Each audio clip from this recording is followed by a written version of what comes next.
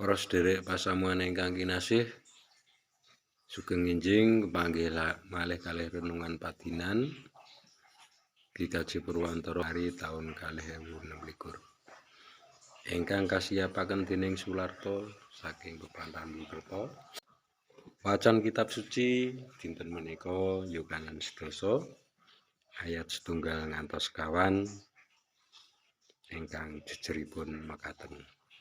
Pangon kang utama. Sak temen-temene pituturku marang kowe.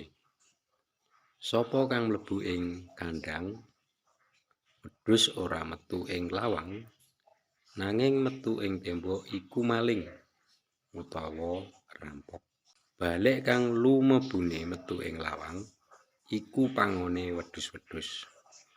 Iku kang diwengani dening kang tunggu lawang sarta wedhus-wedhuse padha nilingake suarane lan dheweke tumuli ngundangi wedhus-wedhuse manut jenenge dhewe-dhewe sarta banjur digiring metu.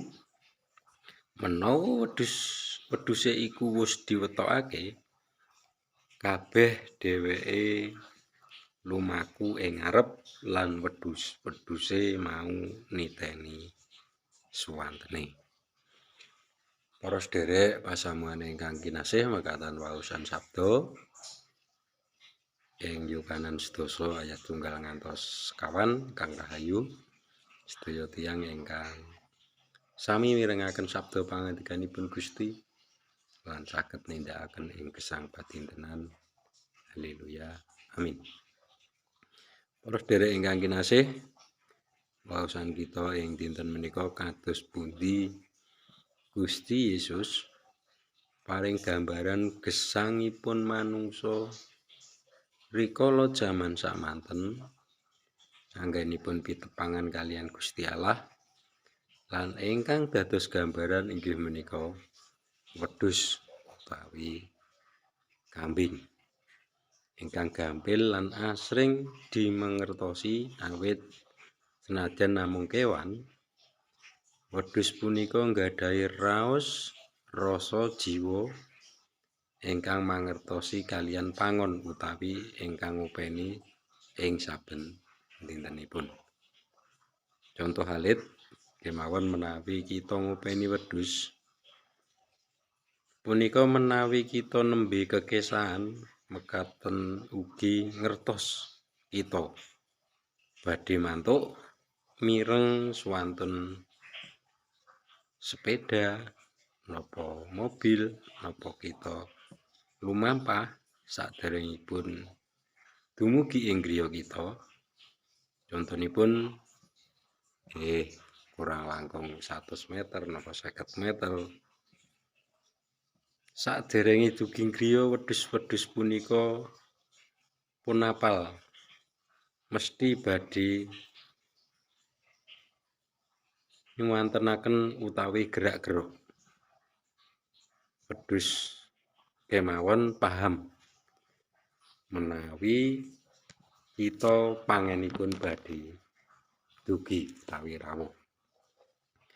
Para sedherek ingkang kinasih, punapa malih kita manungsa ingkang dipun paringi akal budi lan sanes-sanesipun ingkang langkung kaliyan wedhus-wedhus kala wau.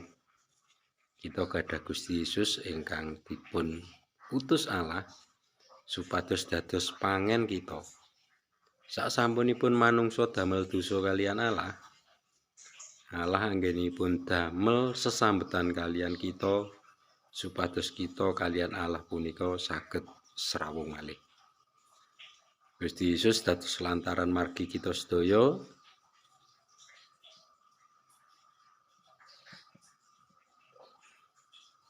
kita ingkang rumaos dosa jember boten pantes sowan ing daleming Sang Rama lantaran Gusti Yesus rawuh ing donya punika ingkang dados saluran komunikasi antawisipun manungsa kaliyan Allah. Saged sesambetan malih. Mugi kanthi kita nggadahi pangon ingkang utami inggih punika Gusti Yesus, kita saged dados kadidene wedhus ingkang apal menawi pangen kita menika badhe dugi utawi badhe rawuh. Mugi Gusti Allah lan Gusti Yesus tansah berkahi gesang kita sedaya lan saged dados mendo-mendo ingkang patuh taat dumateng bendaranipun utawi dumateng pangenipun. Mugi Gusti berkahi kita sedaya. Amin. Monggo kita ndedonga. Matur nuwun Gusti, pangatak dinten menika lumantar sabda mugi ndadosaken gesang kawula sedaya. Mundhak sae ing dinten-dinten ingkang badhe kita lampahi.